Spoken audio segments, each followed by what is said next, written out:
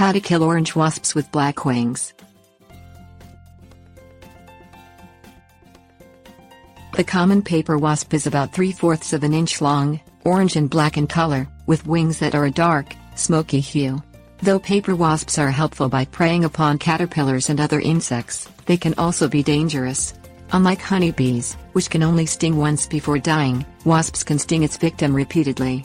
This can be fatal to individuals who are allergic to wasp venom, and great care should be taken when getting rid of a wasp nest. Things you'll need: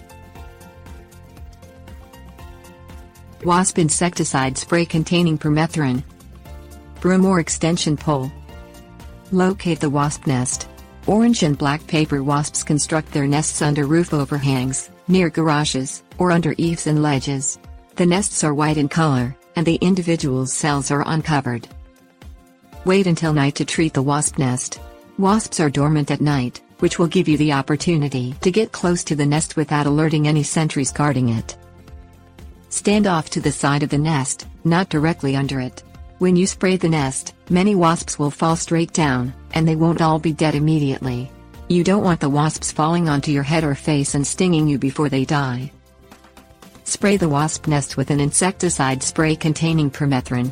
Permethrin kills many types of insects, but it is especially effective against wasps. Saturate the entire nest with the spray. If you can empty the entire can before wasps begin falling out, do so. Go inside immediately. The wasps will attempt to fly out of the nest, and you don't want to be near it when that happens. Wait until morning before cleaning up the dead wasps. Most, if not all of the wasps will be dead. Knock the nest down with a broom handle or extension pole. If you thoroughly soak the nest the night before, no live wasps will be around.